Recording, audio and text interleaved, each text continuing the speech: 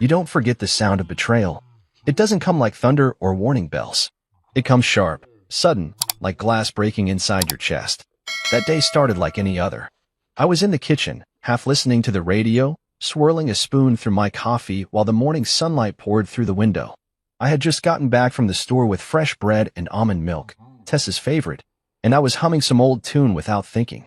Life was ordinary, simple, and then, all at once, it wasn't. I heard the door open, and I figured it was Tessa's sister dropping by again unannounced, like she always did. Alina. She had a way of walking into our home like she paid rent. She barely looked me in the eye most days, which I didn't mind. I tolerated her for my wife's sake. But that morning, she came in with a different kind of energy. Off, nervous, wide-eyed. And behind her was Tessa, her face already pinched with tension like she'd just been told someone died. I turned around slowly, coffee cup still warm in my hand, ready to say good morning. But I didn't get the chance. Adrian got me pregnant. 7 words. Just like that. Alina's voice cracked when she said it, and she even added a tremble to her lip, like some badly rehearsed play. And I stood there, frozen. The air stopped moving. My mouth opened, but no sound came out. I didn't respond, not because I was guilty, but because my brain refused to register that this was happening in real life. What kind of joke was this? But Tessa didn't ask me anything, didn't look for truth in my eyes. She didn't even blink. Her face twisted in pure disgust, and without hesitation, crack. Her palm collided with my cheek so violently that my head snapped sideways and the mug in my hand slipped, shattering on the tile floor. I didn't even bring my hand up to touch my face. I was too stunned, not because it hurt, but because in 1 second, the woman I had built a life with, shared secrets with, whispered to in the dark, had turned into a stranger with fire in her eyes and poison in her mouth. Tessa, I croaked, finally finding my voice. What the hell are you? But before I could finish, her brothers stormed in like they had been waiting outside the door with their sleeves rolled up. Jared and Marco, built like linebackers, always had something to prove. They didn't ask any questions either. Just grabbed me, one by each arm, and dragged me through the house like I was a stray dog tracking mud on white carpets. I was still barefoot, still wearing my old t-shirt, still trying to make sense of what the hell just happened. Get your hands off me, I muttered, but it came out too soft, too confused. They weren't listening anyway. Once we were outside, Jared punched me in the stomach without warning. Marco shoved me against the fence so hard that I saw stars. I didn't fight back. I don't know why. Maybe I should have. Maybe I should have yelled, called them liars, thrown punches of my own. But I didn't. Neighbors peeked from windows. Someone across the street started filming. I caught the glint of a phone camera just as Jared spat at my feet and shouted, "You sick freak." My vision blurred, but not from pain. From shame. The kind that didn't belong to me but had been stuffed into my throat anyway. They left me there. Bruised. Humiliated. Alone. And Tessa? She didn't follow me outside. She didn't check to see if I could still stand. She just stood in the doorway, her arms crossed, her wedding ring still on her hand like it meant something. Her expression was a mixture of hurt and certainty, like she had already buried me in her mind. I limped to the edge of the street. My phone buzzed over and over. Messages from people I hadn't spoken to in months. Calls I didn't answer. I didn't know what I was supposed to say. Hey, funny thing. My wife's sister accused me of something vile, and apparently I've already been tried, convicted, and sentenced before I could ask what the hell was going on. I went back inside and packed a bag. I didn't say goodbye. I didn't try to explain. What was the point? They didn't want the truth. They wanted a villain. Someone to blame. A man they could throw stones at and feel righteous for doing it. You spend your life building a home, thinking love means safety.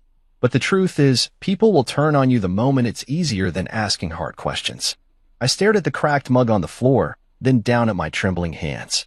My fingers had blood on them. From the broken ceramic or the punches, I couldn't tell. It didn't matter. I showered. I wrapped a towel around my ribs.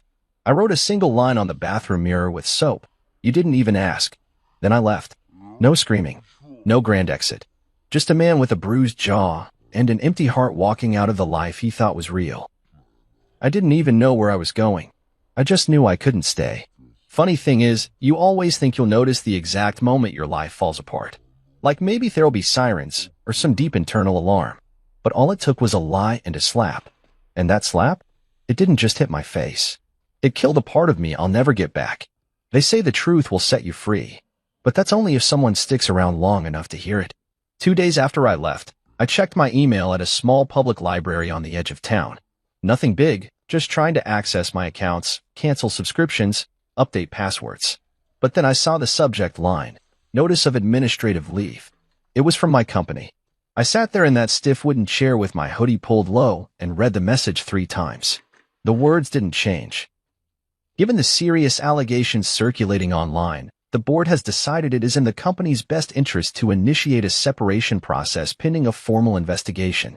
What allegations? I hadn't posted anything. I hadn't spoken to a soul except for the gas station clerk and a motel owner who only cared if my card swiped. But the gossip had grown legs. I logged on to social media, something I rarely used, and there it was. A thread. No names, but enough breadcrumbs for anyone who knew us. Married man. Sister-in-law. Scandal. Pregnancy. Betrayal. Justice. Posts littered with vague accusations, quotes taken out of context, and of course, people offering opinions like they were eyewitnesses. Men like this are everywhere. He deserves to rot.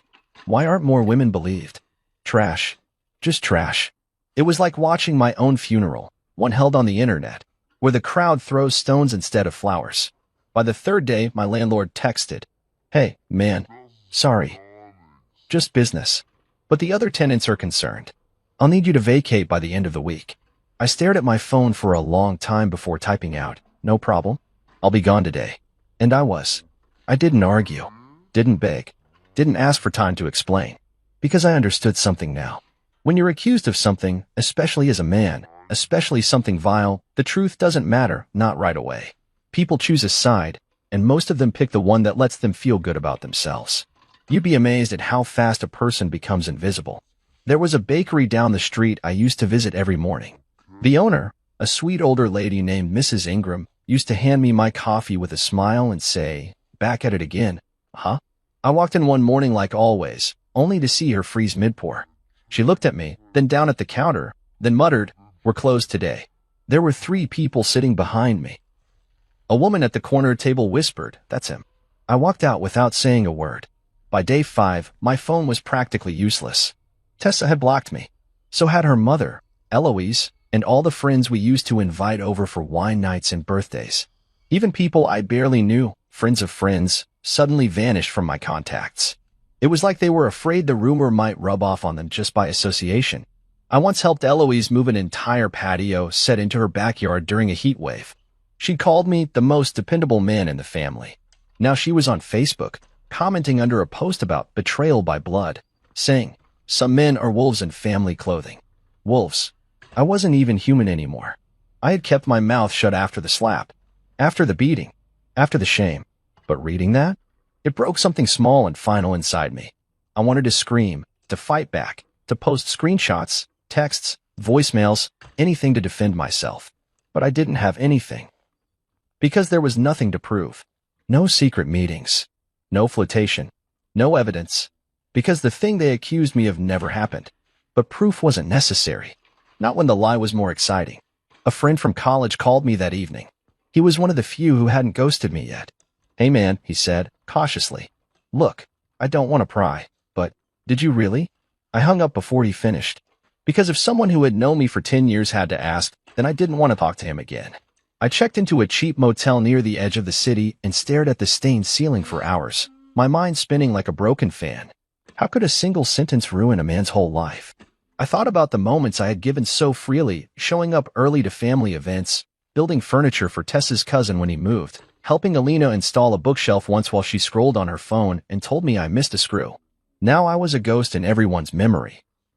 A nightmare version of myself they could hate and forget without guilt. There was no court date, no trial, no report, just a story.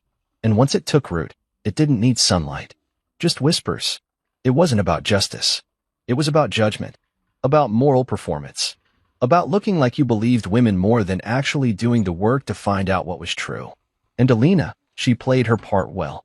I heard from a friend of a friend that she was receiving sympathy gifts, people checking in, calling her brave.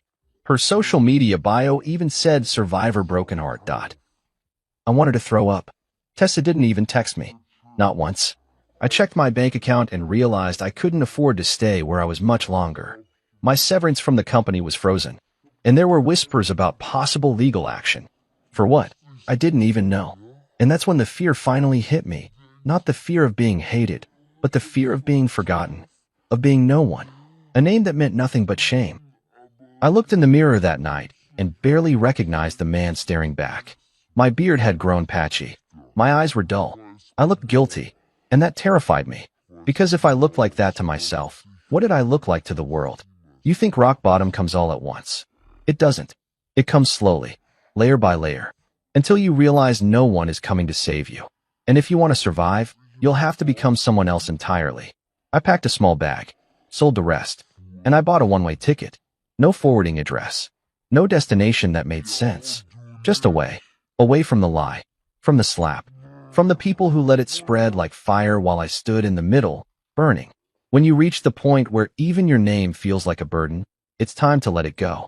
That morning, I walked into a small travel agency tucked between a laundromat and a pawn shop, the kind of place most people overlook. The bell above the door jingled like it hadn't been touched in years. A young woman behind the counter looked up from a crossword puzzle and asked, "Where to?" I hesitated. "Anywhere but here," I said quietly. She laughed like I was joking, but I wasn't. I didn't care where I ended up. I just needed a ticket, a direction, and a chance to disappear. By the end of the day, I was seated on a bus heading to a town I couldn't pronounce, with a fake name and a duffel bag containing everything I had left, 2 changes of clothes, a pair of boots, my old laptop, and a brown leather notebook filled with sketches, journal entries, and reminders of the man I used to be. The ride was long and quiet. I sat near the back, watching the landscapes change, city buildings giving way to dry fields, then forests, then a coastline that stretched like it had no end. Somewhere along the way, I stopped counting the hours. I didn't sleep. I didn't eat much. I just stared and thought. It's strange, the kind of silence that settles and after your life explodes. It's not peace. Not at first. It's more like a numb fog, the absence of noise that leaves room for guilt and confusion to echo louder. I kept replaying it in my head. The slap. The lie. The way everyone turned away so fast, like they'd been waiting for a reason to hate me. I wondered if there was something in me they'd all seen long before I did. Was I too quiet? Too helpful? Too easy to forget? That last thought lingered more than the rest. Easy to forget. By the time I reached my destination, the fog outside had thickened, and the bus was one of only 2 vehicles on a narrow coastal road. The driver pulled into a gravel lot and said, "Last stop." That was fine by me. The place was small, remote, no cell towers, just wooden buildings that looked like they hadn't been painted since the 80s, a harbor with old boats tethered like sleeping dogs, and an inn that doubled as a diner. I walked through the town, duffel bag over my shoulder, and tried not to draw attention. A man with a cigarette hanging from his lips sat on a porch, fixing a net. He watched me walk by and nodded. I nodded back. I asked the innkeeper if they rented rooms weekly. She looked me up and down and said, "Cash only." I paid her for the first 2 weeks and asked if she knew anyone looking for help. "Depends what kind of help," she said. "Anything that keeps me moving," I replied. She pointed across the harbor. "Try the dock. Old man named Ben. Hires folks to clean his gear." Ben didn't ask questions. Just handed me gloves and pointed to a stack of fishing nets that smelled like rot and salt. I got to work, and for the first time in weeks, nobody whispered, nobody stared, nobody judged. I was just a man with gloves and a task. I worked until my back screamed and my hands went raw. Then I walked back to my room, collapsed on the thin mattress, and stared at the ceiling until sleep dragged me under. That was my new routine. Wake, work, Washington sleep. No internet, no headlines. No updates, just fog, salt, sweat, and silence. And for a while, that was enough. I didn't tell anyone my real name. I went by Miles. It felt cleaner, simpler, detached. I didn't bring up my past, and no one asked. Some nights, I'd walk the shoreline, breathing in the cold air and letting the wind numb my face. Other nights, I wrote in my notebook. Not full entries, just fragments. A thought, a sentence. A single word sometimes. I didn't want to remember. I wanted to rebuild. In town, people started recognizing me, not in the way they used to. No pity, no whispers. Just simple greetings. "Morning, Miles. You working the West Dock today? You take coffee with sugar or cream?" They didn't want my story. just my presence. And that was new. The more I kept to myself, the more space I found in my own head. I started running every morning. First a few minutes, then half an hour, then 5 miles at a time. The pain felt good. It made sense. My lungs burned, my legs shook, but it was a pain I chose. A struggle with purpose.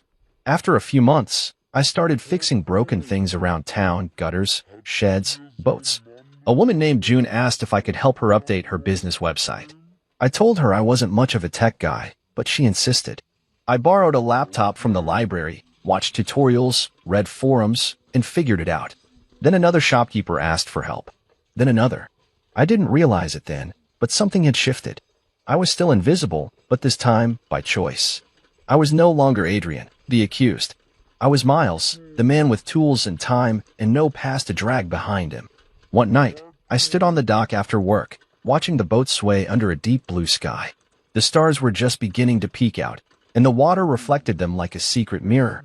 I thought about Tessa, about her face when she believed the worst of me without hesitation. I wondered if she missed me, if she regretted it. But then I pushed the thought away, because it didn't matter anymore. What mattered was this moment, this stillness, this new version of me slowly being built from the wreckage of who I used to be. No headlines, no group chats, no slaps, no screams, just fog, salt, silence, and the slow, deliberate process of becoming someone no one could erase. The name Miles wasn't just a disguise anymore. It became something else entirely. Not a cover, but a beginning. I didn't choose it for any deep reason at first. It was just the name printed on the back of an old work shirt I found in a donation bin by the pier. Faded letters.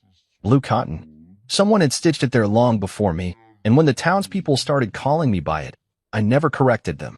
Funny how identity can grow out of scraps. By the end of my first year in that fog-wrapped harbor town, I wasn't just surviving. I was slowly, carefully living again. Ben, the grumpy old fisherman who first gave me work, had a stroke that winter. His daughter, Clara, came back to help him recover. She was tough, practical, and didn't smile much, which suited me fine. One evening, as we closed the nest shed, she said, "You're good with numbers, right?" I shrugged. "Decent." She tossed a salt-stained notebook onto the table. "Try making sense of that." Ben's inventory was a mess, half handwritten, half remembered. I stayed up that night reworking his books, organizing receipts, and sorting out which of the fishing permits had expired. The next morning, I handed Clara a neat spreadsheet and a simple digital ledger. Her eyes widened. "You did this in one night?" I nodded. She stared at the screen. "You ever thought of doing more than just scrubbing nets?" The truth was I had. Quietly. Secretly. In the shadows of the nights I didn't sleep.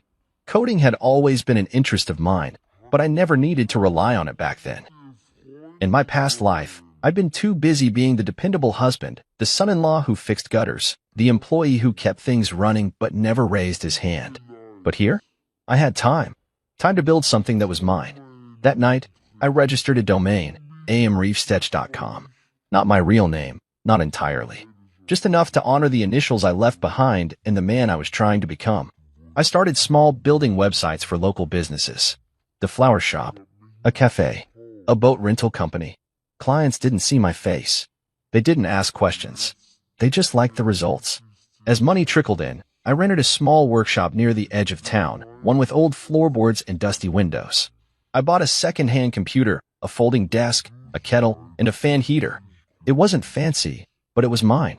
Every screw I turned into the wall reminded me I was still here, still capable, still building. Somehow, without planning to, I became the unofficial tech guy for the whole coastal strip. Word spread. A man from 2 towns over showed up one day, needing help launching an online store for his handmade furniture. A retired teacher wanted to start a blog. A young mother wanted to build a recipe site. I never said no. I charged fair, not cheap. People paid on time. They brought me coffee, bread, stories, and they never asked, "Where are you from?" I didn't know if they were being polite or if they'd simply accepted that I was one of them now. The business grew quietly. I created a separate. I even sponsored a small local race and printed AM Reeves Tech on the back of the participants' bibs. One day, I found myself standing at the front of a town council meeting, showing them a new digital system I built to help track public repairs. Me, Adrian Miles, formerly erased, now being applauded in a room full of strangers who knew nothing of the scandal that once buried me alive. I left that meeting and walked to the edge of the harbor just as the sun dipped behind the cliffs. The water glowed like melted gold. I took off my shoes and stood in the sand, letting the tide touch my toes. And I cried, not out of sadness, out of disbelief.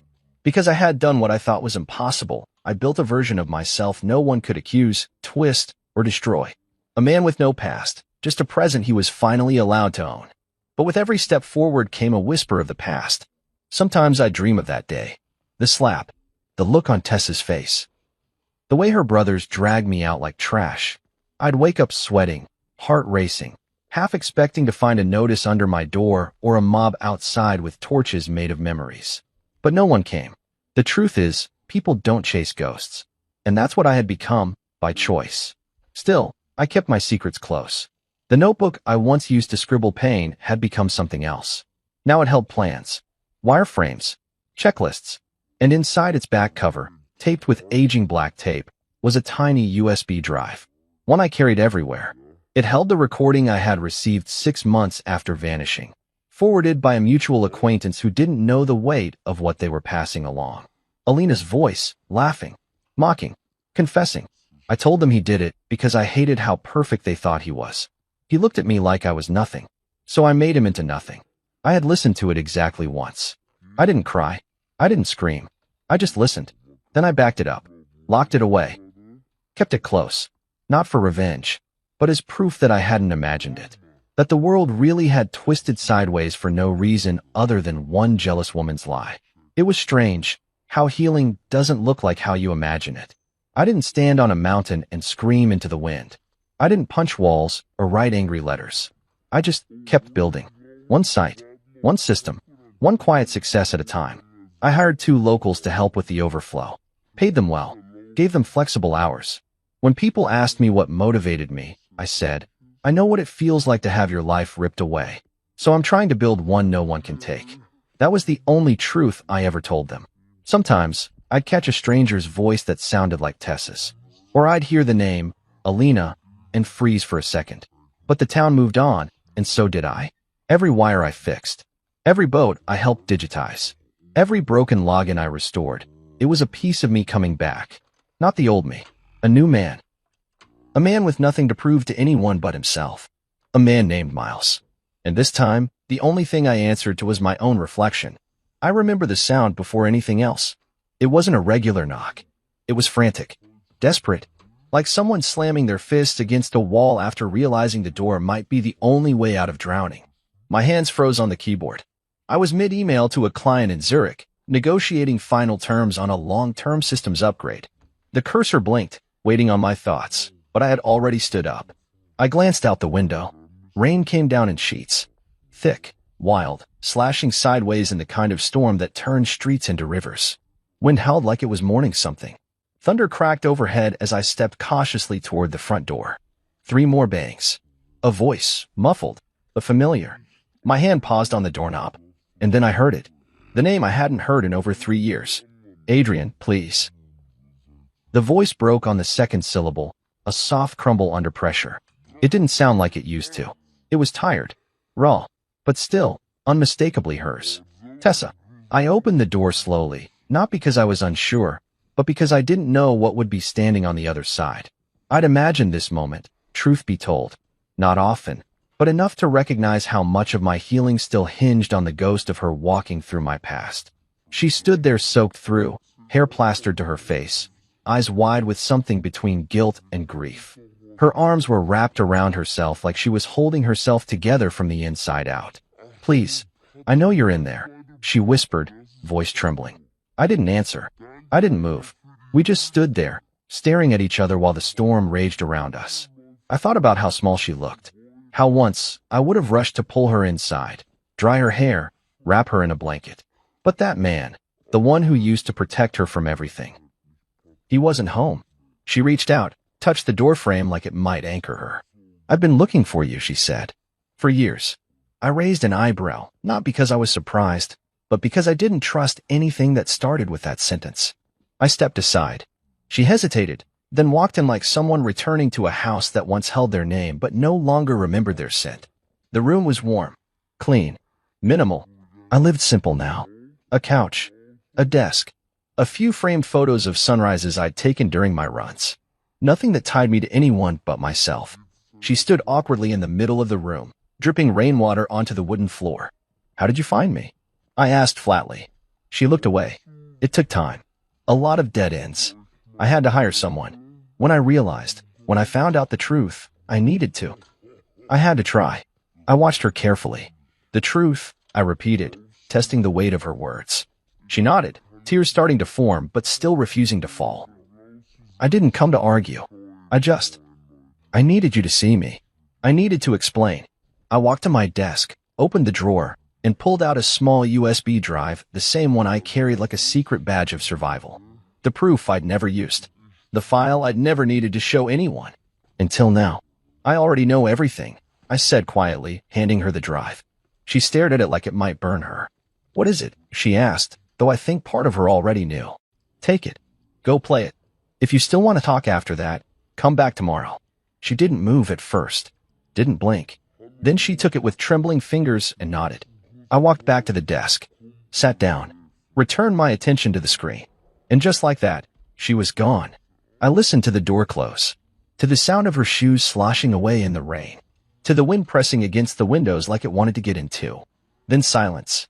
For hours, I sat in that silence. I didn't check my phone, didn't look at the clock, just stared out the window as the storm faded into a soft drizzle. That night, I didn't sleep. I lay on the couch, staring at the ceiling, thinking about all the lives I'd lived in the years since that slap. Since her brothers beat me bloody. Since her silence became louder than the lie itself.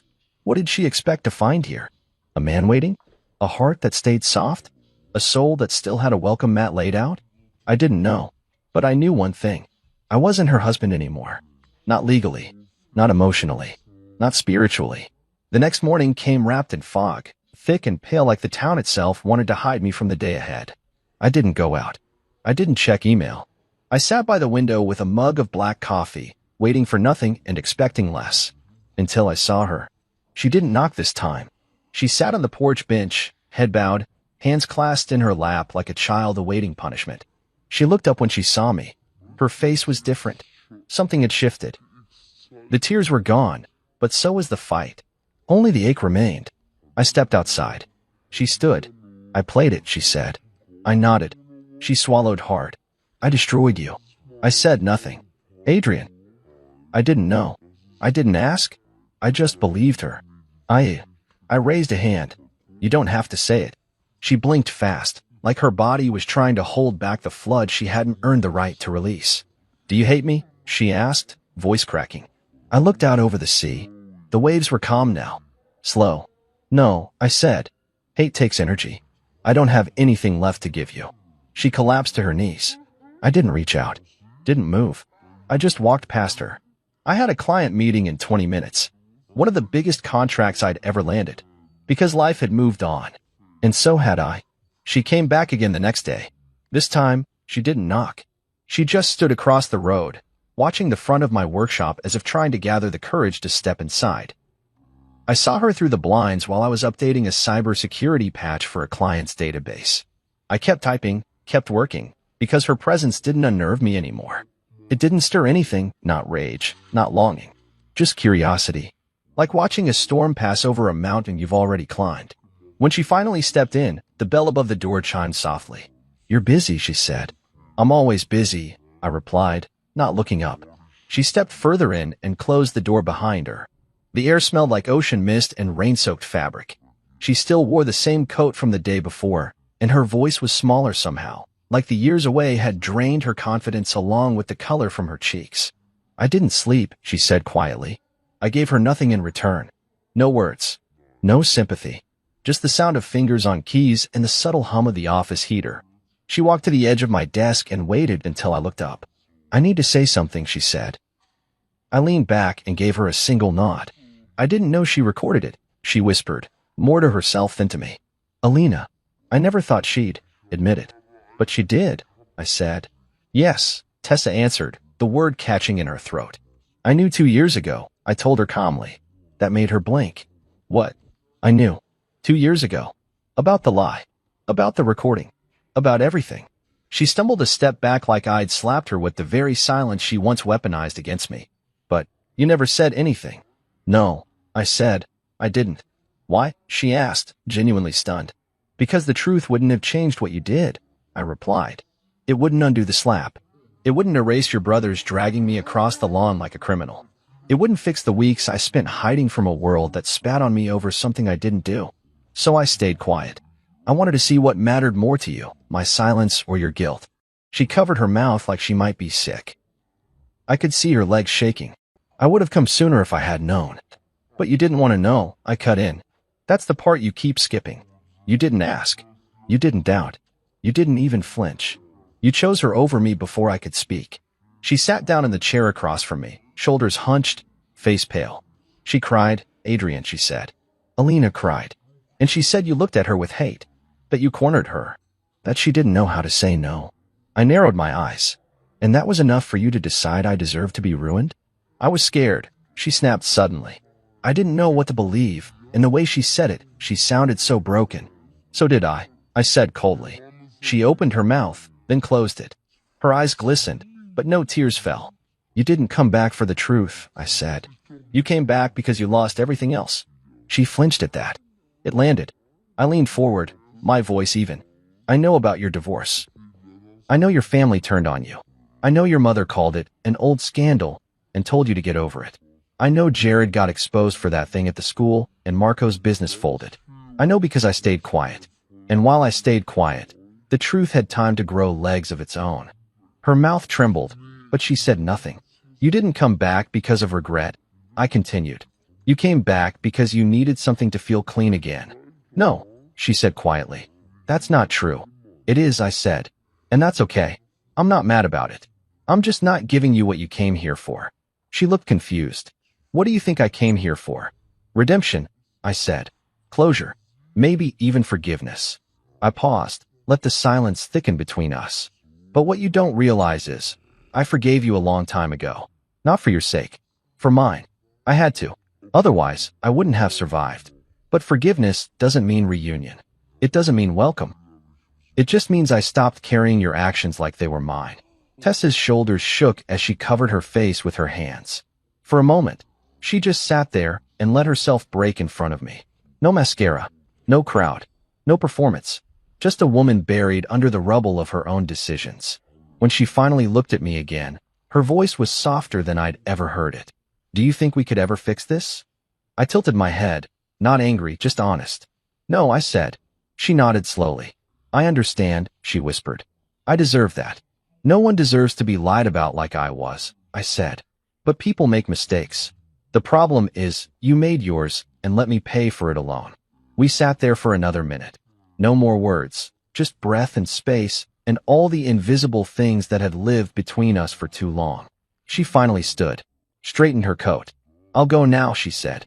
I nodded. Take care of yourself. She opened the door and looked back one last time.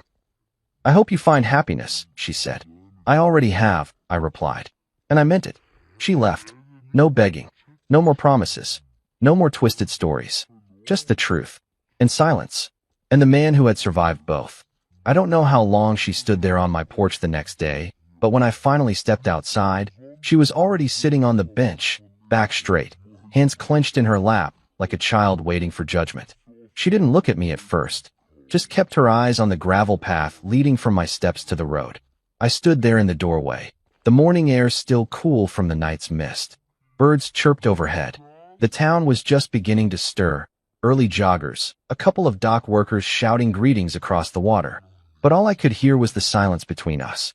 That old, familiar silence that once meant comfort and now just stretched tight like a wire between two cliffs. She looked up, finally, and there was something gone from her eyes. Pride. Maybe hope. Maybe the last piece of the story she had tried to hold together in her mind. I listened to it, she said. I didn't respond. I listened to her voice again and again. It didn't sound like her. And that's what scared me the most. Her voice cracked, but she didn't cry. Not this time. It wasn't the version of Alina I knew. Or maybe it was the only real version, and I never wanted to see it. I stepped onto the porch but didn't sit. I didn't owe her comfort. I just owed myself closure. She was laughing, Tessa said quietly, staring at the wooden floor beneath her feet. Just laughing. Like she'd pulled off the cleverest trick in the world. I nodded slowly. Because to her, that's what it was. She finally looked at me then. And her face, God, her face, it carried years. Years of denial, of swallowing a lie so deep it became part of her. And now, that lie was gone, surgically cut away by truth. And all that was left was scar tissue. She said she did it because you looked at her like she was nothing. She was mad that I never wanted her attention. I said, simply. She mistook basic decency for rejection. She wanted to punish me for not being what she needed to feel special. Tessa closed her eyes. She hated me, too. You know, she said. I think that's what I didn't want to believe. That it wasn't just about you. It was about both of us. What we had. What we represented to her. Possibly, I said. But that doesn't change what she did, or what you did after. She flinched, and I saw her chest rise as she took a slow breath. I keep wondering, she whispered. If she had never confessed, if that recording never existed, would I have ever seen it? Would I have kept living with the version of you in my head that she painted? The one I helped make real. That was the question, wasn't it? And I could tell from the way she said it. She already knew the answer. You came back because the illusion collapsed, I said. Not because you were searching for the truth. You just didn't have anything left to hold on to. She didn't argue. I remember, she said, her voice a little stronger now, the day it all happened. I keep playing it back in my mind. You were holding coffee. You looked calm, confused. But I didn't see that then. I just saw a problem I needed to solve. And you were the problem. I looked out toward the dock. The water glistened under the rising sun. There's something people don't understand about betrayal, I said slowly. It's not just the lie. It's not even the slap. It's the speed. How quickly someone decides you're guilty. How fast they throw away everything you ever were to them. That's what breaks you. She nodded, tears silently sliding down her cheeks now. She didn't wipe them away. I ruined you, she said again, barely audible. I didn't correct her. I didn't soothe her. Because sometimes, people need to sit in the mess they made. I told myself for so long that maybe it wasn't as bad as it felt, she continued. That maybe it was just a mistake. But hearing her voice, mocking, so proud of what she did, it shattered everything I built to protect myself. She stood now, slowly, like the weight of her confession pressed on every joint. I'm not here to fix anything, she said. I know that's not possible. I'm not here for your forgiveness, either. I don't deserve it. I just needed to look you in the eye after hearing that recording. Because I needed you to see that I know now. I looked at her. Really looked. And what I saw wasn't the woman I used to love. Not the wife who used to laugh at my bad cooking or sneak her cold feet under my legs at night. That woman died the same day the lie was born. This woman was a stranger who had walked through fire, she said herself, and she came out burned. But maybe, finally, honest. There's nothing left to rebuild, I said. She nodded. I know. She stepped off the porch and turned back once. For what it's worth. I hope the life you built now gives you peace.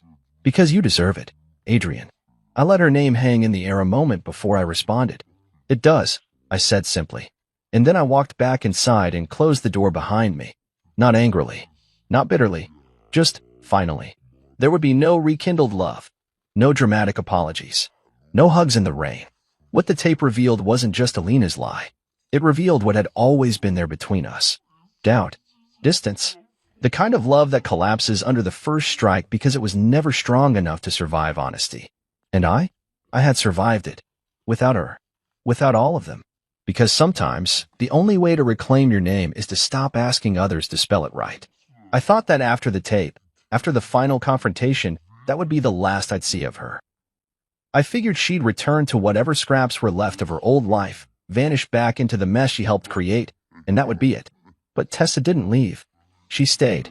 Not in my home, not even on my street, but in the town. She rented a small. First from the innkeeper who helped her settle in, then from Clara at the net shed, who saw her buying groceries with shaky hands. I didn't go looking. I didn't ask why she stayed. I didn't care to, but I noticed. She didn't walk around with her head held high. There was no arrogance, just stillness, like someone trying not to disturb the air. She volunteered at the town clinic, helped clean up the beach after storms, started tutoring kids after school. I watched from a distance. Not because I was curious about her redemption arc, but because part of me was trying to understand why I wasn't angry anymore. She didn't ask to be near me. She didn't knock again. She just showed up in the world I had built. Carefully, quietly, like she knew she was stepping through something fragile and sacred that didn't belong to her. At first, the locals didn't know who she was to me, and she didn't tell them. But small towns have long memories and even longer whispers. A few people connected the dots. A few came to me privately, asking, "You all right with this?" I always gave the same answer. "She's not mine to chase off. She's just here." They nodded. And that was that. One afternoon, I saw her at the farmer's market. She was holding a bag of apples, laughing softly with one of the older women who sold honey. The sun caught her hair, and for a second, the memory of who she used to be flickered in my mind. Then it passed. She saw me, and instead of waving or smiling, she just nodded. I nodded back. That was the new language between us. No words. No open wounds. Just acknowledgement. Like two travelers who once shared a path but now moved in opposite directions. Weeks passed. Then months. She became part of the town in the same way I had. By earning it. Not asking for anything. Just doing the work. People asked less about her and more about my business again. Clients grew. I hired a third developer. Bought better equipment. I even started giving talks at the local college about digital identity and online resilience. I never spoke about my past, but every word I shared came from it. And yet, in the quiet of my evenings, I couldn't shake the ache of one question. Would she have come if Alina had never confessed? The answer always sat like a stone in my stomach. No, she wouldn't have. Her return wasn't born from faith. It was born from fallout. And forgiveness, as people love to preach, doesn't fix that. I could forgive her for being human, for being gullible, for making a choice under pressure. But I couldn't forget that when everything crumbled, she let me fall first. She chose to believe a lie over the man who held her during her worst nights. The man who took care of her mother when she broke her hip. The man who used to trace maps on her back with his fingers and plan dreams with his eyes closed. I didn't hate her anymore, but I didn't trust her either. And trust, that was the thing forgiveness couldn't rebuild. One evening, as the sun dipped low behind the lighthouse, she approached me while I was locking up the workshop. The sky was bruised purple, waves licking the dock gently. "Do you mind?" she asked, gesturing to the wooden bench near the stairs. I shrugged. "It's a public bench." She sat beside me, not too close. "I'm not trying to win you back," she said softly. "I know," I replied. "I just wanted to say thank you." That caught me off guard. For what? For not telling everyone who I was. For letting me exist here without dragging your story behind me like chains. I looked at her, and for the first time, I saw the difference between apology and accountability. She wasn't here to be forgiven. She was here to carry the weight she should have carried long ago. "I didn't keep it quiet for you," I said. "I did it because I needed peace. And retelling the worst parts of my life to strangers doesn't bring that." She nodded. "I never asked you that day. When I slapped you. When it all started." She hesitated, searching for words. "What were you going to say? Before everything went sideways?" I stared out at the water. "I was going to ask what the hell she was talking about," I said. Because it was so out of left field, I thought it had to be a joke. I was stunned. That's all. I didn't even get a chance to defend myself. Tessa looked away, ashamed. "And instead of asking me one question," I continued, "you hit me. You let them drag me outside. You let it happen." "I know," she whispered. "And you've got to live with that," I said. "Not because I want you to suffer, but because that's the consequence. That's the echo of choices we don't get to undo." "I do live with it," she said. "Every day." We sat in silence again. And then, as the sky darkened, she stood. "This will be the last time I talk to you directly," she said. "I needed to say those things. But I'll respect the space you've created. I won't interfere." I nodded. And as she turned to walk away, I said one last thing. "You're doing good work at the clinic." She stopped, turned slightly, and smiled. "Thank you." Then she walked into the evening haze and didn't look back. And I sat on the bench, listening to the wind, the tide, the creak of the dock. I thought about everything we'd been through. The lies, the fall, the return. And I realized something important. Closure doesn't come with grand apologies or neatly tied endings. It comes in pieces, in nods across markets, in shared silence, in distance maintained not from anger, but from knowing better. Forgiveness can clear the air, but it doesn't rebuild bridges. And sometimes, peace is just knowing you don't have to try anymore. I never wanted revenge. Not really. It's a messy word, bloated with bitterness, dripping with energy I no longer had to give. I didn't want to destroy anyone. I didn't want to make them hurt the way I had. I just wanted the truth to live. So, I let it. It started on a quiet Tuesday afternoon. The fog had rolled in thick over the docks, swallowing the horizon in a soft gray hush. I was at my desk, sipping lukewarm coffee, scrolling through a forum on small business cybersecurity, when I saw a trending story on one of the discussion boards. False accusation ruins man's life until truth surfaces. I clicked it out of habit. But what I saw wasn't a coincidence. It was my story, posted anonymously. No names. No photos. Just details, frighteningly accurate ones, about a man accused by his sister-in-law of getting her pregnant, betrayed by his wife and family, beaten, fired, ostracized, only to vanish, start again, and later discover the entire accusation was a lie. And attached at the bottom? An audio file. Alina's voice. Her smug confession. I told them he did it because I hated how perfect they thought he was. He looked at me like I was nothing. So I made him into nothing. Word for word. The same file I had tucked away for over 2 years. I didn't upload it. But I knew who did. Tessa. She must have copied it after I gave her the original.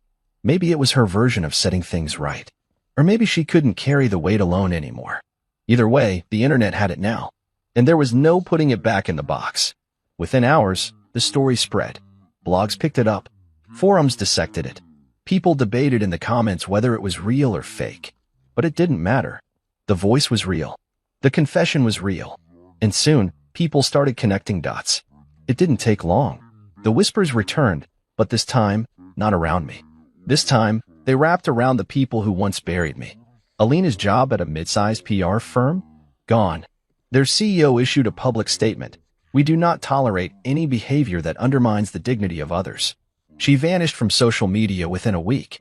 Jared, Tessa's brother and former high school football coach, resigned after an anonymous complaint referenced past involvement in physical violence based on unproven accusations. Someone leaked the video of him dragging me outside by my collar. It resurfaced like a curse. Their mother, Eloise, she sat on the board of a local charity that supported women's shelters. When the board found out about her public comments, "Some men are wolves in family clothing," made before any investigation, she was asked to step down. They never saw a courtroom, but they faced a judgment far worse. The court of public truth. No lawyers. No gavels. Just reflection in the mirror of a world that had moved on without them and didn't want them back. And me? I stayed quiet. I didn't confirm. Didn't deny. I didn't gloat or add fuel. I just kept living. Kept working. Kept building the life they thought they could ruin. People in town began approaching me differently. Not out of pity, but with respect. I read something online. One man said at the marina. Didn't mention names. But if it's even half true. I'm sorry for what you went through. I nodded. That was all I needed. Another woman at the cafe placed a croissant and coffee on my table and said, on the house. Life didn't change drastically, but it felt lighter. Like I was walking with the wind at my back instead of against it. Tessa didn't speak to me during this time, but I saw her. She kept her head down, kept working at the clinic, kept living quietly. I could only imagine what it felt like for her to watch her family unravel under the weight of the truth they once ignored. She had set the fire, but she hadn't walked away. She stood in the ashes, let the smoke sting her eyes, and didn't ask for sympathy. In some small, silent way, I respected that. One morning, I received a letter in the mail. No return address. No handwriting. Just typed words on clean white paper. You didn't have to do it that way, but you did. You let the truth breathe instead of turning it into a weapon. I don't deserve your kindness, but thank you for not destroying us when you had every right to. I see that now. T. I folded the paper and placed it in a drawer with the others. Not because I needed to read it again, but because I wanted to remember that sometimes justice doesn't come with fire. Sometimes it comes with quiet, undeniable truth. And sometimes that's enough. People often think justice is loud, that it needs a stage, a verdict, an audience on their feet. But what I learned in those weeks was this: justice can be a whisper, a post online, a recording set free, a simple nod from someone who once doubted you. Justice doesn't always punish. Sometimes it just reveals. And once revealed, People can no longer look away. They have to live with what they see. That's what happened to Alina, to Eloise, to Jared. They weren't jailed. They weren't fined. But the world saw them. The truth saw them. And more importantly, they saw themselves. One evening, just before closing time, a teenager walked into my workshop. Looked about 17. Nervous. Shifting on his feet. "You the guy who built the Truth blog?" he asked. I frowned. "What?" He stammered. "That story online. About the lie. And how the guy disappeared but came back stronger. That's you, right?" I didn't answer. But I didn't need to. He nodded slowly. "I just wanted to say, that story helped me. A lot. I almost gave up on myself this year. People thought I did something I didn't do. I started to believe it too." He pulled something from his backpack, a sketch pad. "My teacher told me to draw something that made me feel strong again. I drew this." He showed me a page. A faceless man standing in a storm, lightning behind him, feet planted firm. The caption read, "Truth doesn't flinch." I stared at it for a long time. Then I stood, shook his hand, and said, "You hold on to that strength. Don't let them rewrite you." He left with a smile. And I sat down behind my desk, a strange calm washing over me. It hit me then. Why I had never posted the recording myself. Why I had waited. Why I had rebuilt first. Because justice isn't just about them knowing what they did. It's about you knowing who you are, no matter what they said. There are two kinds of people in this world. Those who are made by what happens to them, and those who choose who they become after. I used to think I was the first. Back then, I moved through life trying to be good, reliable, useful. I thought that if I loved hard enough, gave enough, forgave fast enough, the people around me would see me. They'd stand by me. But when the storm came, they didn't hold on. They let go. And I fell. But the thing about falling is, sometimes you land on something solid. Yourself. These days, I still wake early. Not because I'm haunted anymore, but because I like the quiet before the town stirs. I brew my coffee slowly. Watch the morning fog roll over the harbor. I don't check my phone right away. I don't scroll through headlines or chase news. I sit, breathe, and remind myself that peace doesn't come in breaking headlines. It comes in the absence of needing to be seen. I walk into town most mornings. Not because I have to, but because I can. People greet me now. The kind of greetings that come without caution, without judgment. It took years, but I earned that. Not by proving my innocence. Not by screaming my side of the story. But by living in a way that made the lie irrelevant. I pass the clinic sometimes, and I see Tessa through the glass. She's usually bent over a clipboard or tending to one of the kids from town. Sometimes our eyes meet, and when they do, we both nod. No more, no less. She kept her promise. She never crossed the line again. Never came to speak. Never tried to make it something it wasn't. And I respected her more for that than any apology she could have given. I know her family's scattered now. Alina moved to another city, changed her name online, tried to reinvent herself. But you can't outrun your reflection. Not forever. Jared teaches part-time somewhere, last I heard. Eloise spends most of her days traveling, maybe to find places where no one recognizes her face. And me? I stayed. I built. I own 3 buildings in town now. Rented one to a couple starting a podcast studio, another to a marine gear supplier. My tech business runs almost entirely online these days, with clients across 6 countries and growing. I never marketed myself heavily. I didn't need to. The work speaks, just like the truth did. But here's the part no one teaches you when your life burns to the ground. Healing isn't loud. It doesn't come with banners or thunder or applause. Healing is quiet, subtle. It happens in ordinary moments, sipping tea while coding, picking out a new chair for the office, helping a stranger carry boxes up the stairs. One afternoon, about a year after the story broke online, a local school reached out. They were organizing a youth program on digital ethics and resilience. They asked me if I'd speak, not because they knew my story, but because they'd seen the life I built and thought it might inspire the kids. I said yes. When I walked into that room, a dozen young faces looked up at me. Some were eager, some were bored, a few just curious. I told them my journey, sanitized, of course. I didn't speak about betrayal or slander. I spoke about starting over, about losing everything and choosing to learn instead of collapse. One boy asked, "How do you stop being angry at the people who ruined your life?" I smiled. "You don't," I said. "You just stop giving them rent in your head. You stop carrying their actions like they're part of your identity. You outgrow their power over you by building a life so full they can't squeeze into it. He nodded like he understood. Maybe he did. Maybe one day, those words will matter to him. That night, I stood on my porch with a cup of warm cider and stared at the sky. No clouds, just stars. 1,000 quiet lights blinking above me, indifferent to everything below. I thought about the man I used to be. The one who stood stunned in his kitchen, coffee cup in hand, watching his life collapse because of a sentence someone else invented. I didn't recognize him anymore. He was too soft, too eager to please, too ready to believe love was something owed rather than something earned. And now?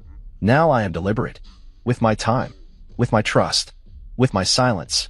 Tessa once asked me, months ago, before she finally let go completely, do you think we could ever find a way back? I didn't answer then. I just looked at her. But if she asked me now, I'd say this. That man you were married to, he's gone. He died the moment you slapped him without asking a single question.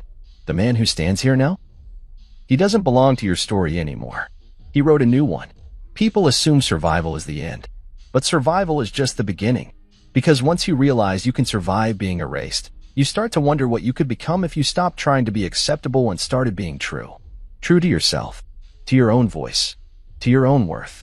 I don't live for validation anymore. I live for the version of me that I almost lost. The one who picked up the pieces in the dark and learned how to shape them into something new. My name is Adrian Miles.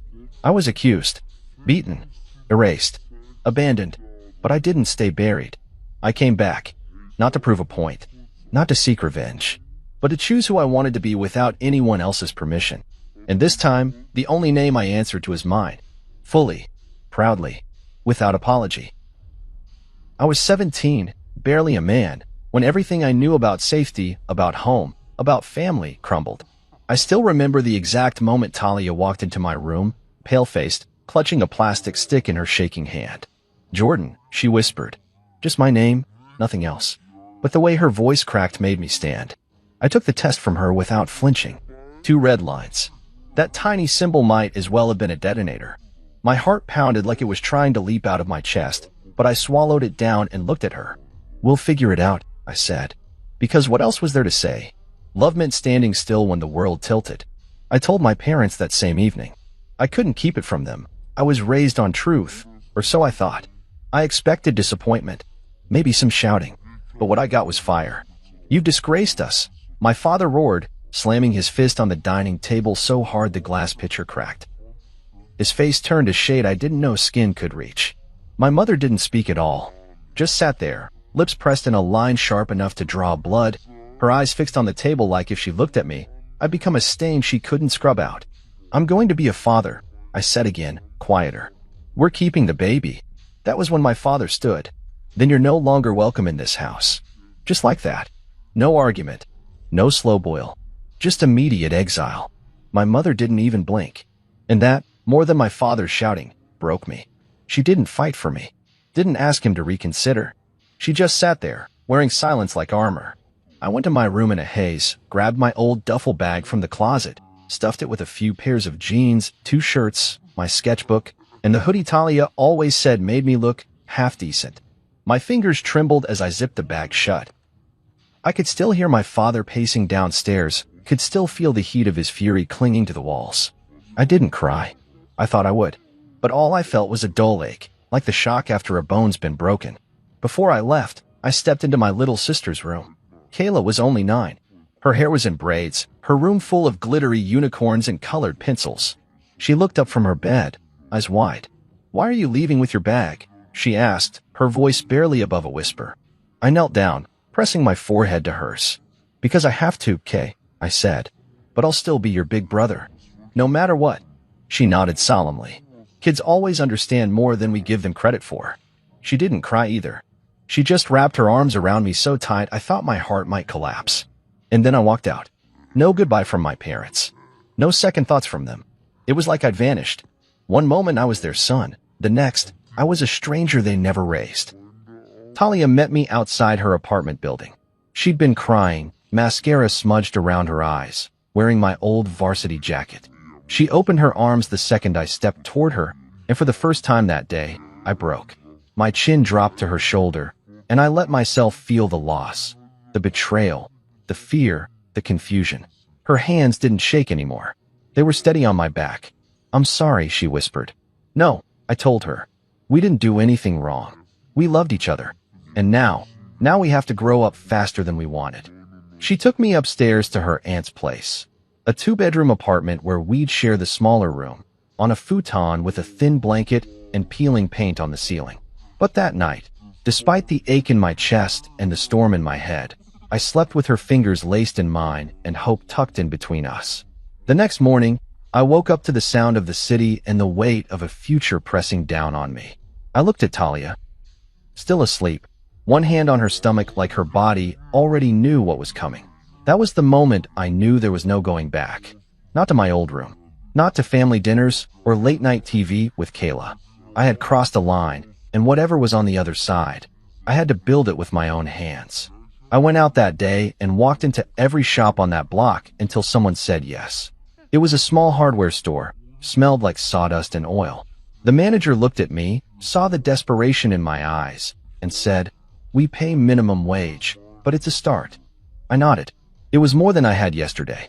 At night, I'd return to Talia's side, listen to her talk about school, rub her feet when they ached, and try not to let the weight of everything crush me. I started sketching again, not for dreams, but for sanity. In the margins of my notebooks, on the backs of receipts, even on brown paper bags. Art was my escape, my confession, my reminder that I still had something left of myself. I was 17. A runaway. A dropout. A soon-to-be father. But I was still here. Still standing. And I'd fight like hell to stay that way. We moved into the basement of Talia's aunt's duplex on the east side. The first thing I noticed was the smell, mildew, and mothballs with a hint of something burnt, like the air had held its breath too long. The ceiling tiles were stained yellow and sagged in places. The floor was concrete, cracked and cold even with the thrift store rug we dragged in. There were no windows, just a small vent near the ceiling that hissed like it was trying to breathe. But it was shelter. For walls and a door we could lock. And for two teenagers about to become parents, that was enough. The mattress on the floor squeaked with every movement. We hung a sheet to separate the sleeping area from the rest of the space, which barely fit a makeshift kitchen, a second-hand microwave, and a mini fridge donated by one of Talia's cousins. Every day we collected small victories. Figuring out how to keep the hot plate from shorting out the power, saving enough for a small fan, learning which corner didn't leak during rainstorms. It wasn't easy, but we called it home. I dropped out of school after the second trimester. It wasn't some noble sacrifice, it was survival. Talia's belly was growing, and we couldn't both be in classrooms while bills gathered like dust. I picked up a day job sweeping aisles at a hardware store downtown, owned by a man named Cliff who didn't smile much but handed me my first paycheck with a gruff nod. At night, I hauled crates in the back of a warehouse 2 neighborhoods over. The hours were brutal. My body ached constantly, but I kept showing up. Sleep became optional. Food was whatever we could get for $5 or less. But I didn't complain. I couldn't afford to. Talia kept going to school, belly first through the halls, head down, headphones in. She was tougher than people gave her credit for. I watched her study by lamplight on nights I got home early. She'd fallen asleep more than once with a highlighter in her hand and a textbook as her pillow. When I tried to tuck her in, she'd stir and whisper, "Almost done," and go right back to reviewing chemistry notes. She refused to give up. And because of her, I refused too. I started taking free online courses during my lunch breaks and in stolen moments between shifts. Nothing official, just art history, color theory, digital design, anything to keep my brain awake. I'd sketch on receipt paper or in the margins of takeout menus. I didn't have canvases or real brushes, just dollar store supplies, but I made it work. Sometimes, I'd leave a small painting taped to the fridge for Talia to find. A baby elephant, a cityscape, her silhouette glowing under moonlight. Little love notes in watercolor and ink. It was the only way I knew to remind her that even in the dark, we were building something beautiful. Then came the night her water broke. I was halfway through a night shift, loading a pallet of cleaning supplies, when my phone buzzed like it was trying to shatter. Talia's aunt was on the line, panicked, shouting something about contractions and ambulances. I dropped everything. Didn't even clock out. Just ran. By the time I got to the hospital, they had her hooked up to machines, face flushed and knuckles white around the bed rails. She saw me and let out a breath like she'd been holding it for hours. I took her hand and kissed her forehead. "We got this," I said, though I felt like the walls were spinning. Micah came into the world at 3:17 a.m. screaming. Beautiful, covered in everything I didn't understand but somehow loved instantly. The nurse placed him in my arms, and I forgot how tired I was, how hungry, how terrified. His eyes blinked up at me, my eyes, and I swear the whole room stilled. I cried. I didn't expect to, but it hit me like a tidal wave. Not just love. Redemption. Like the world hadn't swallowed me whole after all. Like I still had something worth becoming. We brought him home 2 days later in a borrowed car seat and a blanket someone had crocheted and left anonymously in the hospital gift bin. That first night, he cried nonstop. I paced the cold basement floor, humming lullabies I barely remembered from childhood, whispering promises I couldn't afford to break. I'm here. I'll always be here. Even when I'm tired. Even when the world forgets us. I won't. As the weeks passed, we learned everything the hard way. Diaper blowouts. Fevers. Long nights with no sleep and no answers. Talia cried sometimes when she thought I wasn't looking. I'd hold her in the middle of the night, both of us smelling like spit up and baby wipes, and tell her, we're doing it. One day at a time. And somehow, we were. I painted a mural on the wall behind Micah's crib. A sky filled with stars and a moon that glowed in the dark. I wanted him to know beauty, even if the floor beneath us was cracked. I wanted him to dream, even if we were barely surviving. That mural became my mission, a small rebellion against everything that told us we'd failed before we began. Every time I looked at Micah, I saw not just a baby, but a reason, a reset. He had Talia's focus, always studying the world like it owed him answers. But he smiled like me, wide, open, hopeful, and that made the exhaustion worth it. We didn't have much. Not then. Just 3 people in a basement. No diploma, no title, but we had each other. And that made our little world feel big enough. Even if no one else saw it, we did. There's a moment you never forget when you're a young father. It doesn't come during the sleepless nights or the first diaper disasters. It doesn't even come in the delivery room. For me, it came 3 years in, on a Tuesday afternoon, of all things. Micah had just spilled finger paint on the old futon. I was scrubbing red streaks off the side like a man possessed, muttering under my breath, when I looked up and saw him watching me. Not crying. Not laughing, just watching with this strange calm, like he was studying what men did when things went wrong. I remember freezing. My hand still held the rag, but I didn't move, because in that moment, I realized something.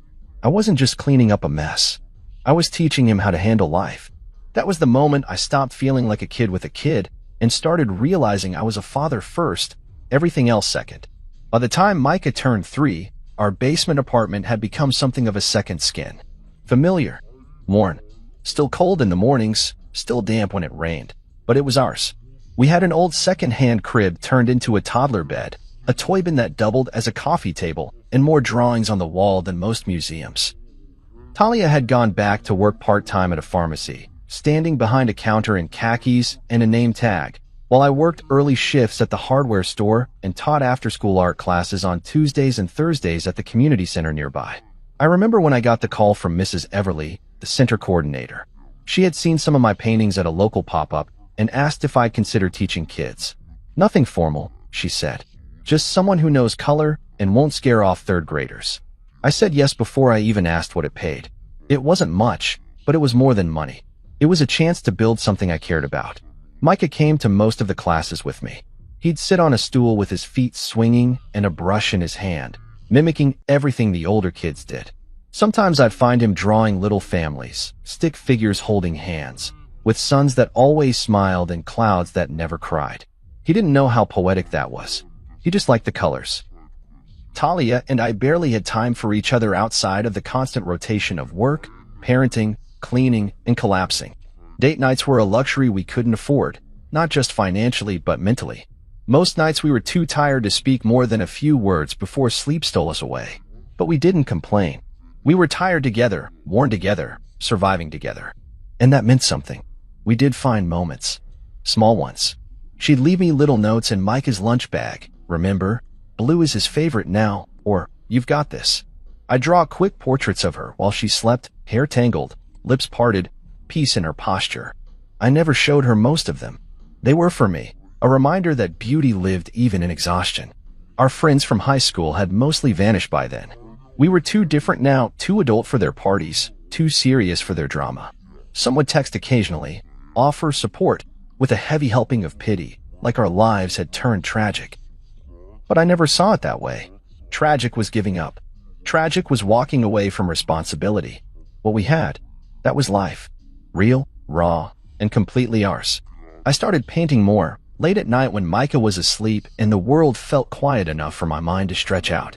I couldn't afford fancy materials, so I made do mixing leftover paint from work, using cardboard when I ran out of canvas. Finding inspiration in the way sunlight hit the corner of the basement wall or the way Micah's hands looked covered in purple chalk. Each painting was a piece of my journey, a silent protest against the version of my life that people assumed I had, broken, wasted, aimless. I painted love. I painted strength. I painted hope that refused to die. One evening, I took Micah to the park. Talia was working a closing shift, and I needed to get him some air. He ran ahead of me in his little green hoodie, chasing pigeons and laughing like the world belonged to him. An older man on the bench beside me nodded as I sat down. "He yours?" he asked. "Yeah," I said, a smile tugging at my lips. "Didn't think you were old enough to have one that age." I didn't respond right away. Then I said, "Being a father doesn't wait until you're ready. It just happens, and then you decide what kind of man you want to be." He studied me for a second, then nodded. "You're doing all right, kid." I didn't need his validation, but I won't lie, it felt good. Sometimes the world forgets to tell you when you're doing something right. It just points out when you screw up. So that one small comment? It stayed with me. We didn't have savings. We didn't have family support. But we had a rhythm now, a structure held together by sleepless nights and stubborn dreams. Every day I packed Micah's bag with snacks and wipes. Every day I kissed Talia goodbye on her way to work. And every night I tucked Micah in with a story and a song. One night, as I closed his bedroom door, I heard his small voice whisper, "I love you, Dad." I paused, not because it was the first time, but because he said it like it was the most normal thing in the world. Like he never questioned it. Like my love was his foundation, something he could count on like gravity. And in that moment, I didn't feel like the 17-year-old who got kicked out. I didn't feel like a statistic. I felt like a man. Not because I'd achieved anything monumental, but because I'd stayed. I tried. I'd loved. That's what fatherhood taught me. You don't grow up first and then become a dad. You become a dad, and it forces you to grow fast, hard, and deeply. And that version of me? He was just getting started.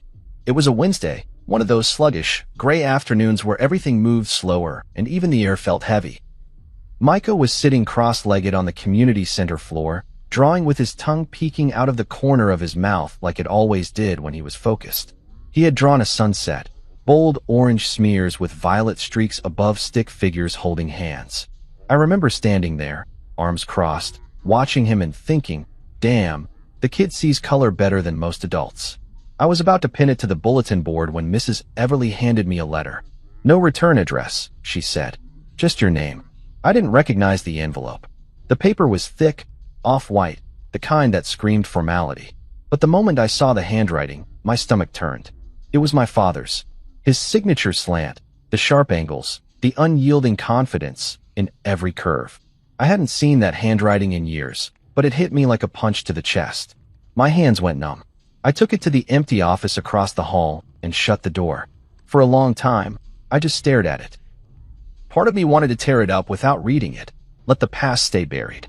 But the curiosity was louder. So I opened it. Inside was a folded check and a note.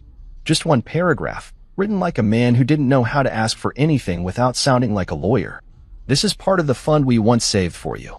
If you're willing, I'd like to see you. Not to justify, only to listen." That was it. I didn't know what I was supposed to feel. Gratitude? Rage?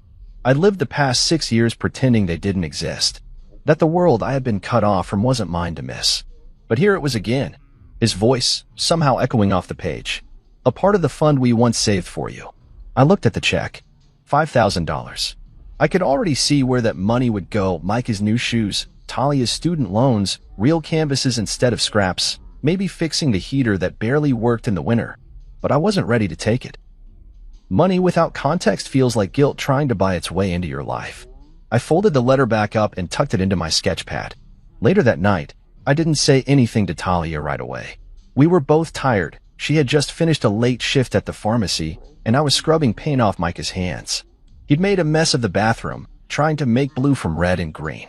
I smiled even as I cleaned it. The kid was trying to reinvent the wheel with all the defiance of someone who believed he could. That was me in miniature. When Micah was asleep, curled on his side with one fist tucked under his cheek, I sat on the edge of the bed and held the letter out to Talia. She read it in silence. Her face didn't twist, didn't flare with anger or sympathy. She just sighed. "They waited this long?" she finally said, handing it back. I nodded. "Do you think he means it?" She leaned her head against my shoulder. "I think people remember what they had too late, and they try to get it back when it doesn't hurt them anymore. Do you think I should respond?" She shrugged. "That's up to you. But if you do it, don't do it for him. Do it for Micah. For you." She was right. She usually was when it came to matters of the heart. I spent the rest of the night lying awake, staring at the ceiling, wondering what my father would even say to me. Would he pretend those years didn't happen? Would he expect me to hug him like nothing shattered? I didn't need an apology. I needed the truth. I needed to know if he sent that letter because he'd changed or because he was ashamed of the silence he created. The next day, I found myself staring at the mirror above the sink. My reflection looked older than 23. Maybe it was the stress. Maybe it was being a dad before being a man. My beard was patchy, my eyes heavier. But there was something else too, something I didn't have at 17. Steadiness. I sat down with Micah over cereal and asked him, "Do you know what a grandfather is?" He looked up with milk on his chin. "Like Gramps in my book?" "Kind of." "My dad. He wants to meet us."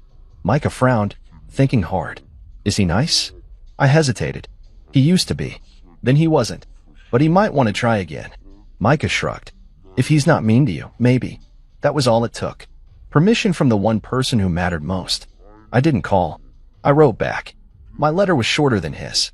"I got your message. I'm not sure what this is supposed to be, but I'm willing to talk, if you're willing to listen, like you said. This isn't about me anymore. It's about Micah." I mailed it with shaking hands. The wait that followed was agonizing. Every day I checked the mailbox twice. Talia didn't ask for updates, but I saw her glance at the door every time the postman came by. Even Micah asked once, "Did your dad write back yet?" Like it was a pen pal project from school. A week passed, then 10 days. Finally, a small envelope arrived. Different handwriting. My mother's. Inside was a photo. It was me at age 10, painting at the kitchen table, smiling. On the back, she had written, "I never threw it away." He kept it in his drawer. No words, just the image. I stared at that photo for a long time, and for the first time in years, I didn't feel invisible. I felt, remembered, not forgiven, not reconciled, but acknowledged. And maybe, just maybe, that was the first brushstroke towards something new. It was past 9 when Talia's phone buzzed. We had just finished dinner, cheap Chinese takeout that Micah insisted on because he loved the Little Fortune cookies. He was on the floor, constructing a spaceship from chopstick wrappers and soy sauce packets, narrating with sound effects only a child could invent. Talia glanced at the screen, her lips tightening around the edge of her cup. I watched the color shift in her face. "It's Lucas," she said, handing me the phone. "Lucas. My younger brother. The one who never called. Not when Micah was born. Not when he saw the news about my community art exhibit 2 years ago. Not even when we lost our apartment and moved twice in 6 months. I took the phone anyway, my fingers already tense around it. "Jordan." His voice was cautious, too careful. "Yeah, one word. Flat. I'm getting married. Next month. I want you there." I let out a dry, humorless laugh. "You want me at your wedding?" After 6 years of silence. "I know how it sounds," Lucas said quickly. "But things are different now. Dad's not. He's not doing great." "What's wrong with him?" Silence. "Then, I'll let him tell you, if you come." That stung. Not just the vagueness, but the implication, like I had to earn the truth. Like I had to step back into their world just to be trusted with something basic. "And Micah?" I asked. There was a pause. "Of course. We want to meet him too." "We." Not I. Not me and Brielle, his fiancée. "We," meaning my parents. The people who shut the door in my face and let it stay shut long enough for Micah to learn to walk and talk and ride a bike without them ever once seeing it. And now they wanted to meet him? Like he was an exhibit they hadn't toured yet? I didn't say anything. My jaw clenched so hard my teeth ached. Lucas rushed in with more words. "Look, I know this doesn't make up for anything, but they've changed. We all have. I think you'd be surprised. That was the part that really got under my skin. Not the invite, not even the talk of change, but the assumption that I hadn't. That they'd been evolving in my absence while I remained suspended in that moment when I was 17 and told to pack my things. I hung up without promising anything. Talia and I didn't talk for a few minutes. Micah was still playing, humming some off-key tune while his plastic spaceship crashed into invisible planets. She finally broke the silence. "You okay?" I nodded, then shook my head. "I don't know. What did he say?" "They want us at the wedding. They want to meet Micah." She sat with that a while, letting the weight of it settle into the room. "Are you thinking about it?" "I don't know," I said again, rubbing my thumb over my knee like the friction would clarify something. Part of me wants to tell them to go to hell. The other part wonders what it would mean for Micah, for him to know where he comes from, even if it's messy. Talia leaned over, resting her head against my shoulder. "Whatever you decide, we go together." I looked at her then, really looked. This woman who'd never asked me to be more than I was, never held my past against me, never made me feel like I had to beg for a place at her table. She didn't like my parents. Never had. Not since that first awful night. But she wasn't letting that speak louder than my uncertainty. She was letting me choose. That's what real love looks like. Not the kind you shout from rooftops, but the kind that stays silent and sturdy beside you when decisions threaten to break your spine. That night, after we tucked Micah in, I sat at the kitchen table, staring at the envelope with the wedding details Lucas had sent. Ivory cardstock, gilded borders, everything curated to perfection. Lucas and Brielle invite you to share in their joy. Even the names looked smug, printed in gold. I imagined my family in tuxedos and designer dresses, toasting champagne, clapping politely, pretending like nothing ever broke. Micah shuffled out of bed, rubbing his eyes. "Daddy, I'm thirsty." I got him a cup of water, watched him drink it slowly, lips puckering around the rim. When he finished, he asked, "Why do you look mad?" I crouched beside him. "Do you remember how I told you some of our family lives far away?" "Yeah, they want to meet you." He blinked. "Like, your mommy and daddy?" I nodded. "Okay." He didn't seem scared or excited, just open. Children don't carry the same bitterness. They just want to understand. "Would you want that?" I asked. "Will they like me?" That question shattered something in me. He wasn't worried about judgment or history. He was worried about belonging. I hugged him tight. "They'd be lucky to meet you." When I looked at Talia later, I already knew what I had to do. "I'm going," I said. Not for them. Not to forgive or pretend. But because Micah deserves to know what came before him. Even if it was broken. She nodded once. "Then we go as a family." I kissed her forehead. "Always." And just like that, something inside me shifted. I wasn't walking toward them as a boy with his head bowed. I was walking in as a father, a partner, a man who had built a life from ashes. They weren't getting a prodigal son. They were getting someone far more whole. Someone they never expected. The wedding was held at a private estate on the edge of town, one of those places with ivory columns, a cobblestone driveway, and a staff that opened your car door before you even unbuckled. We pulled into the parking lot in Talia's aunt's borrowed Toyota, the windshield chipped and the AC barely working. I parked away from the luxury cars Otis, Benz S, even a Dam Rolls, like we didn't belong in the same row. Micah sat in the back, swinging his legs nervously in his little gray suit. Talia had spent the morning fixing his collar and smoothing his curls while humming under her breath. He looked perfect. We all did, in our own way. Talia wore a navy blue dress that made her eyes stand out like sapphire glass, and I had on the only blazer that still fit from my senior year. We didn't look like guests. We looked like a family that had fought to be here, and that was the truth. We walked through the arched gates, down a flagstone path that cut through manicured lawns. String lights dangled from tree branches, swaying in the late spring breeze. Laughter floated from the tent ahead, a sound I used to associate with safety. I kept walking, even as my chest tightened with every step. Inside the reception area, a string quartet played something delicate. White chairs lined in gold ribbon circled a dance floor that sparkled beneath a glass ceiling. Everything looked like a bridal magazine had come to life. Then, the glances started. My mother saw us first. She froze in place, her wine glass halfway to her lips. She didn't move, didn't blink. Her eyes didn't find me first. They locked on Micah, and her expression cracked. Not from anger, not even regret. From disbelief. My father stood near the groom's table. He turned slowly, his hand still mid-gesture as he spoke to a man in a tailored gray suit. Then he saw us. His jaw tightened. His shoulders lifted slightly, like he was bracing for something. He didn't come forward. Neither of them did. We made it halfway through the room before someone finally approached. Lucas. He looked good, clean-cut, tan, the picture of someone whose life followed a clean line. He smiled when he saw us, but there was hesitation in it. A kind of guarded warmth. "Jordan," he said, pulling me into a hug. "I'm really glad you came." "Yeah," I said flatly. "Me too." He crouched slightly and smiled at Micah.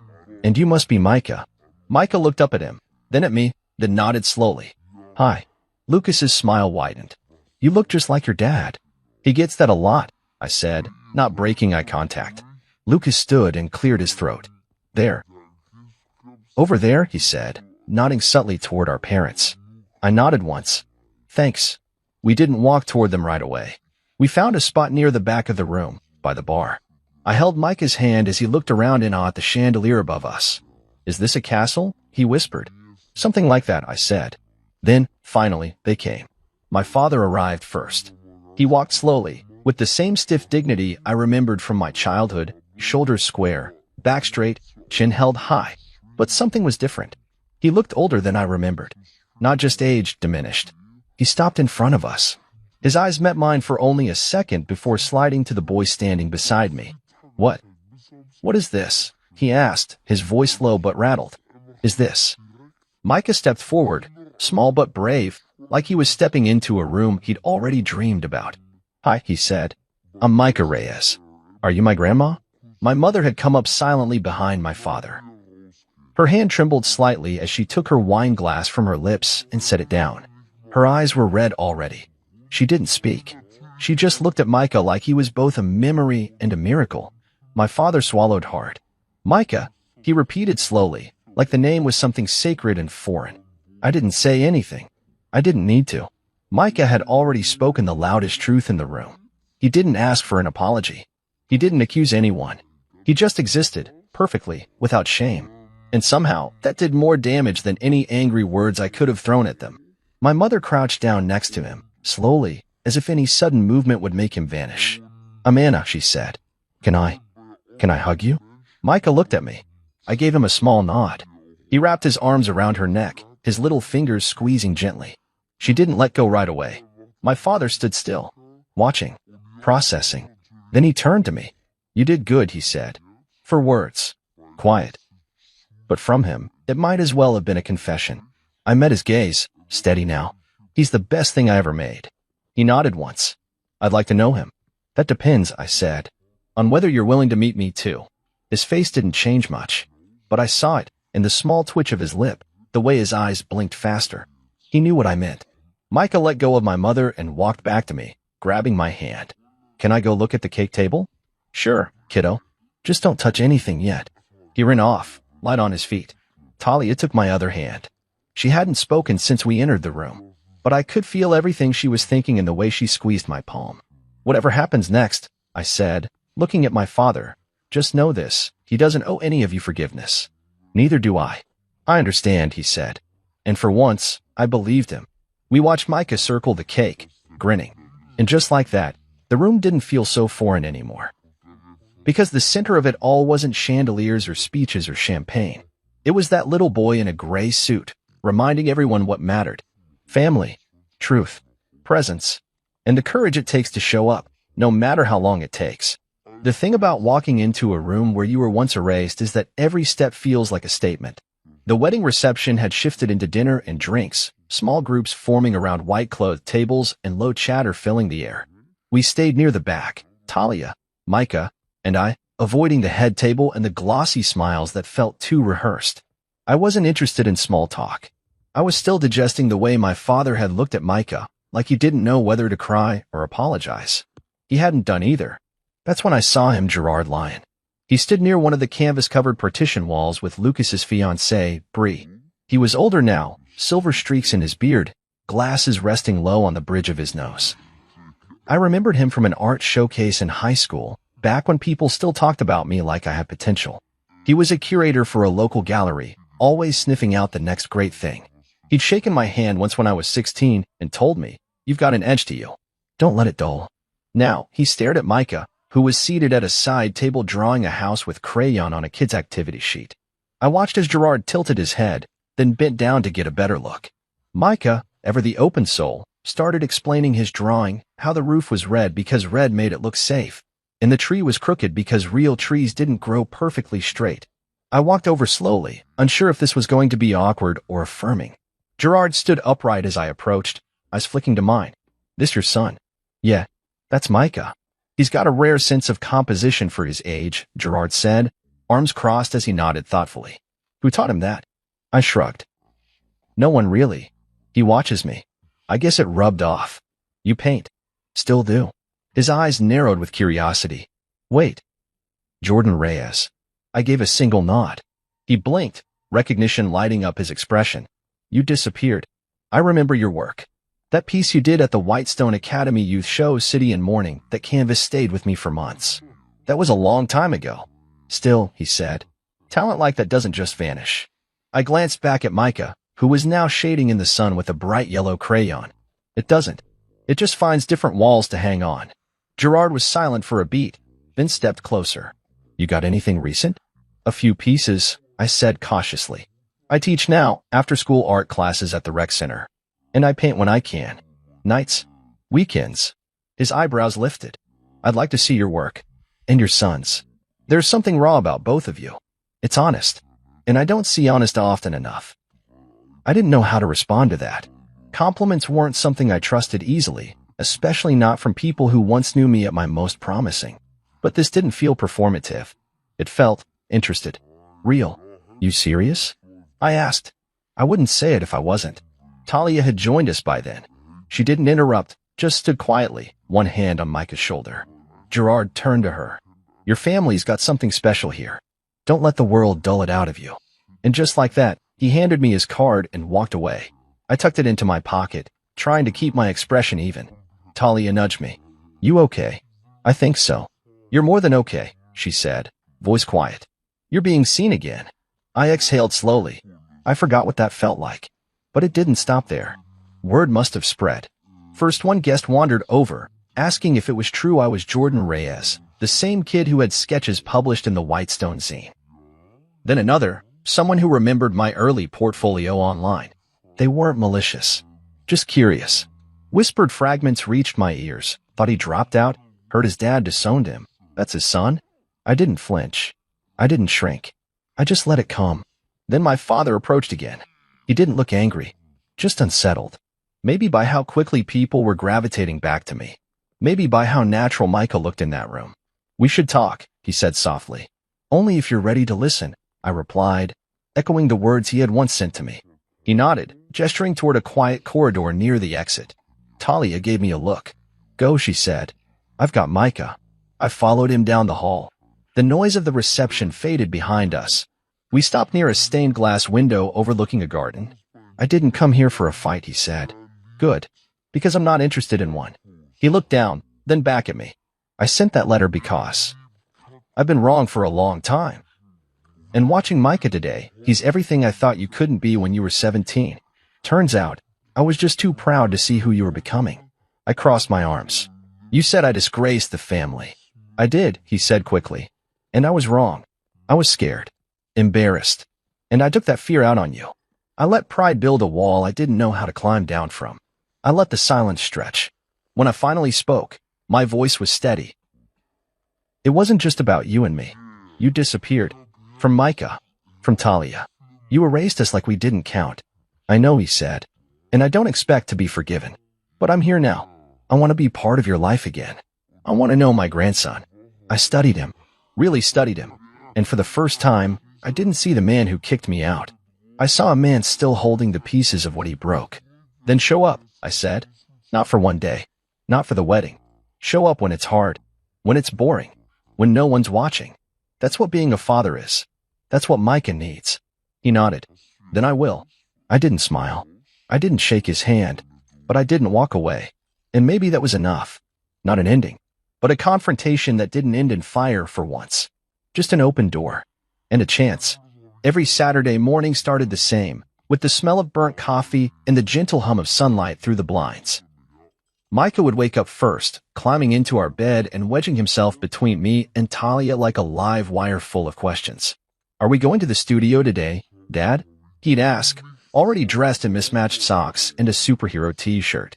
He knew the answer, but he asked anyway. Saturdays were sacred.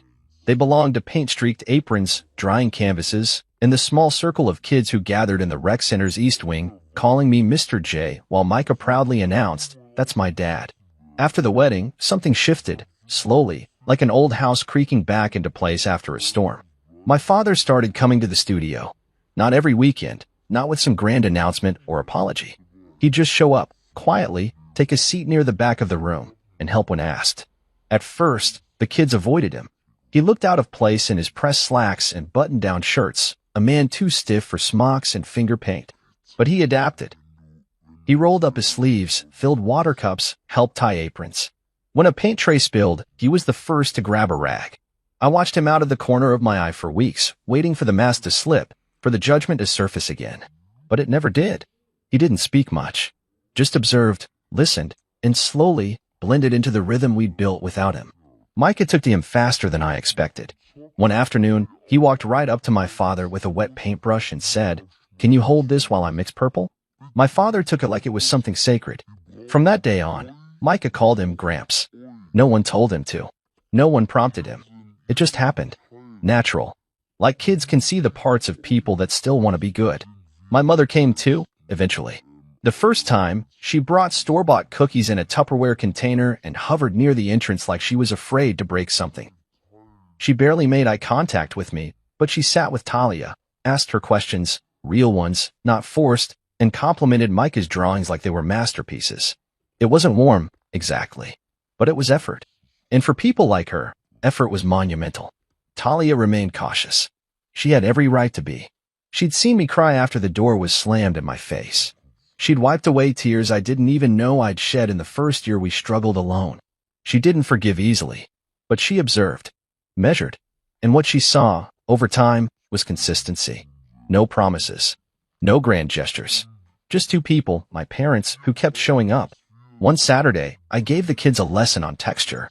We glued fabric and thread to the canvases, creating layers before we even touched paint. Micah's piece looked like a jungle, green yarn vines, cotton clouds, gold foil for the sun. My father stood behind him, gently trimming a piece of felt with scissors while Micah described his rainforest planet. I stepped back for a moment, took it all in, the kids laughing, paint splattered everywhere, the smell of acrylics in the air, and felt something I hadn't felt in a long time. Peace. After class, when the last of the kids had run off with their rolled-up projects, my father stayed behind. He wiped the tables without being asked, like it was routine now. I walked over with 2 paper cups of coffee, cheap, slightly bitter, but hot. He took his with a nod. "You're good at this," he said. "Teaching." "All of it," he said, motioning to the room. "You built this from scratch." I didn't respond right away. I just sipped my coffee, watching Micah in the corner cleaning brushes, humming to himself. "I didn't know how to support you when you were 17, my father said after a moment. "I didn't even try." "No," I said softly. "You didn't. I thought I was protecting you. From failure. From ruining your life.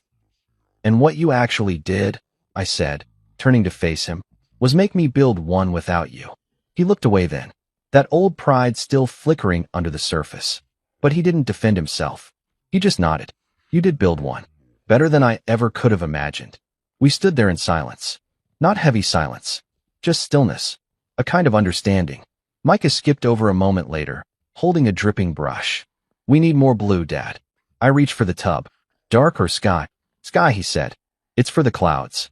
He darted back, and I handed the container off to him like a baton in a race. My father watched, his eyes softening. "I missed so much," he said under his breath. "Yeah," I said. "But you're here now. That counts for something." He gave a small smile. Not wide, not proud, just real. Talia came in with 2 juice boxes and sat on the stool beside me, nodding at my father. "He helped Micah glue on leaves," she said, almost teasing. "I'm a quick learner," he replied, and for once, she didn't bristle. Micah stood up on his stool and held his canvas above his head like a trophy. "Tata." It wasn't perfect. The glue was smeared. The clouds were uneven, but the joy on his face made it museum-worthy. My mother walked in just then, holding a camera. She'd apparently picked up a hobby lately, photography. She asked if she could take a picture. Micah posed. Talia smiled. I stood beside them, my arm around my son, my other hand resting on Talia's shoulder. My parents stood to the side, capturing it. Not in control, not defining it, just witnessing. And that felt right. Because after all these years, we were still painting our family, layer by layer, stroke by stroke. And for the first time, everyone was holding a brush. The email came on a rainy Thursday night, the kind where the sky felt too low and the water hit the windows like it was trying to get inside. Micah was asleep on the couch under a pile of blankets, one sock halfway off and his latest masterpiece clutched in his fist, a spaceship made entirely out of bottle caps and dried pasta. Talia was in the kitchen, flipping through coupons and humming a lullaby she'd never admit she still sang to herself. I was at the rickety desk we'd shoved against the wall, laptop open, cursor blinking on an unfinished lesson plan for the Saturday class. Then the inbox pinged. Subject: Proposal for Exhibition, Generations in Color. I clicked, half expecting spam or another rejection. Instead, I read the words 3 times before I could believe they were real. Jordan, it was an honor meeting you and Micah at the line reception. I meant what I said about your work. It's raw, emotional, and utterly human. I'm curating a new exhibit this fall focused on the theme of generational creativity, and I'd like to formally invite you and Micah to be featured artists. Title: Generations in Color. Your story. The two of you creating despite the odds is the heart of what this gallery needs. Let me know if you're open to it. Best, Gerard Lyon. I blinked. Read it again. Then I stood up slowly and walked into the kitchen. Talia glanced up. What's that face? Gerard wants to feature us, I said, voice barely above a whisper. Me and Micah. In a gallery exhibit. She dropped her pen. What? I handed her the laptop. She read the message in silence, her hand covering her mouth. Then she let out a soft, disbelieving laugh. Oh my God. I nodded. He wants our work. Together. Talia looked at me, tears gathering in the corners of her eyes. You're going to be on a wall again. We are, I said. This time, not alone. We told Micah the next morning. He blinked at us over a bowl of cereal, spoon halfway to his mouth. Like, real people will see my pictures? In a museum? Gallery, I corrected, though to him it might as well have been the Louvre. He dropped his spoon and raised both arms in the air. I'm going to be famous. Talia laughed, tousling his curls. You already are to us. The next few weeks moved in a blur, selecting the pieces, stretching new canvases, painting late into the night while Micah hummed beside me and added finishing touches to his crayon rainstorms and rocket landscapes. Talia helped frame our work, label the backs, and type up the artist bios that Gerard requested. Mine was easy, 24, painter, teacher, father. Micah's? Age 6. Like cinnamon toast. Paints what he dreams. The opening night arrived on a Saturday, fittingly. The gallery was in the heart of the city, all exposed brick and pendant lights, walls hung with textured emotion and stories frozen in color. The exhibit title greeted us in bold lettering near the entrance, Generations in Color, featuring Jordan and Micah Reyes. Our names. Side by side. Talia looked stunning in a burgundy-wrapped dress. Micah wore a bow tie and suspenders, insisting he looked like a serious artist. I held both their hands as we walked into the gallery.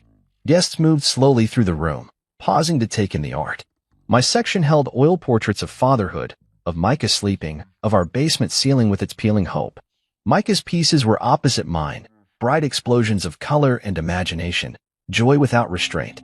The contrast was startling and perfect. Pain and light, depth and freedom. Side by side, like 2 chapters of the same story.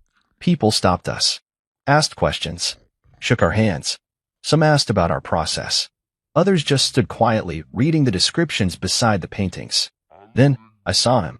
My father stood in front of one of my canvases, his hand lightly resting against the wall just below the frame. It was a painting of our old kitchen table, empty, scarred, lit only by a shaft of memory-shaped light. I hadn't given it a title. I remember this table, he said when he noticed me behind him. You used to draw with crayons on the corner. I nodded. You painted over them. He turned, meeting my eyes. I wish I hadn't. It wasn't an apology, but it was a confession. And sometimes, that's what healing sounds like. I don't remember drawing on it, I said softly. But I remember you buying it. I remember you sanding it down in the garage. He smiled faintly. I did. Thought I was building something solid for the family. You were, I said. It just didn't hold the way you hoped. He placed a hand on my shoulder. Not heavy, not performative, just steady. This gallery. It's beautiful, Jordan. You didn't just rebuild. You made something new. Before I could respond, Micah tugged my sleeve. Come see mine, Dad, he said, bouncing. This one's called Sky Hugs. He dragged me across the room to a crayon-heavy canvas filled with blue swirls and two stick figures floating in the sky, arms stretched toward each other. That's you, he said, pointing. And that's me. We're hugging but flying too. Talia joined us, her eyes glassy as she read the little description he'd dictated.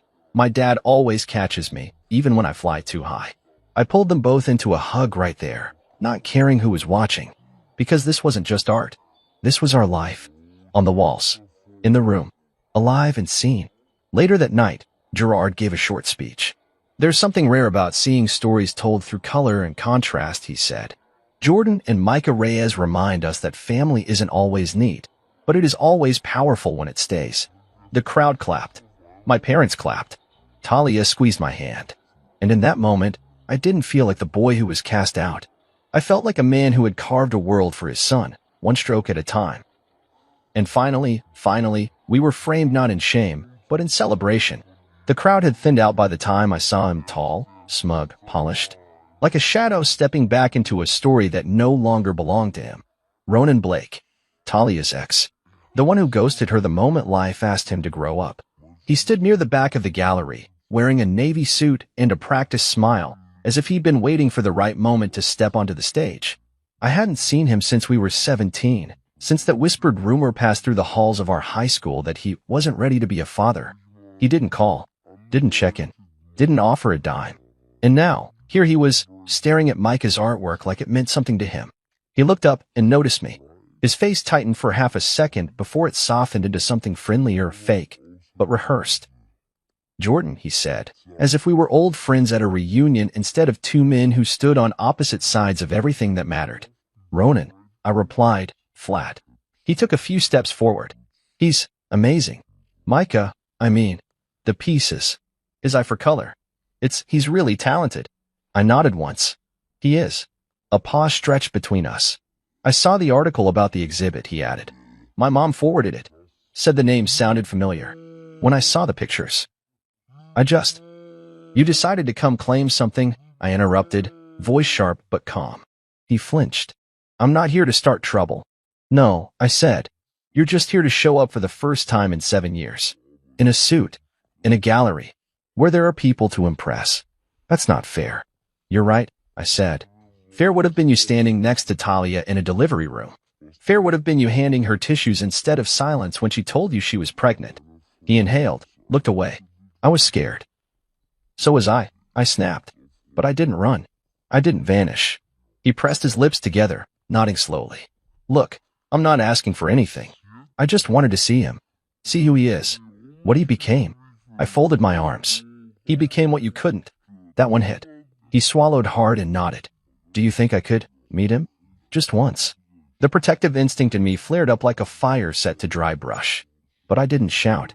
I didn't curse. Instead, I looked over at Micah, who was laughing with Talia and my mom near the refreshment table. He had a juice box in one hand and a cookie in the other. Carefree. Whole. I'll ask, I said. But if he says no, it's no. And if he says yes, it's one time. You disappear after. Understood. I walked over to Micah and crouched next to him. Hey, buddy. There's someone here who wants to meet you. He looked up, his brows furrowed. Who? I hesitated. His name is Ronan. He used to know your mom. From before you were born. Micah considered that for a second. Is he nice? He says he just wants to meet you. You don't have to go with him. You don't have to talk. You can just wave and go back to your cookie. Micah looked across the room and saw Ronan standing stiffly by the door. Then he looked back at me. Okay, he said. Just a wave. I took his hand and walked him over. Ronan's eyes filled the closer we got, a look somewhere between awe and guilt. Hey there, he said gently. Micah stood behind my leg, just peeking out. Ronan crouched to his level. Your name's Micah, right? Micah nodded slowly. Yep. I saw your art, Ronan said. It's really good. You're very talented. Thanks, Micah mumbled. There was a pause. Then Micah stepped forward and offered a handshake. Ronan took it, his hand visibly shaking. Okay, Micah said. That's it. I smiled. That's it. Micah turned and went back to Talia, who was watching with steady eyes. I stayed a moment longer. He's polite, Ronan said, standing. He's more than polite. He's kind. He's smart. He's stubborn. And he's loved. I can see that, he said. He doesn't need me. No, I said. He doesn't. Ronan nodded once. Well, thank you for letting me say hello. I didn't offer a goodbye, just watched him leave. He didn't ask for another visit. He didn't plead or cause a scene. Maybe he saw, finally, the full weight of what he walked away from. Or maybe he just realized it was too late to start rewriting chapters that had already been beautifully written without him. Back near the art wall, Talia placed her hand on my back. Are you okay? I am now. Micah, she asked. He's fine, said his piece. She looked toward our son. He knows who his father is. I nodded, pulling her in closer. Yeah, and I know who I am. The night ended with a slow walk through the gallery, just the three of us. Micah skipped ahead, stopping at each painting to explain it like he was a tour guide. Talia laughed quietly, her hand in mine. And me, I took it all in. The walls, the colors, the weight we'd carried and laid down piece by piece. This wasn't just the end of an exhibit. It was the beginning of everything else. We didn't need anyone's approval. We didn't need apologies wrapped in guilt. We had each other. We had a life built from ruin and turned into light. And as we stepped into the night air, I felt something I hadn't felt in years. Not just peace, but power. We weren't the family people expected. We were better.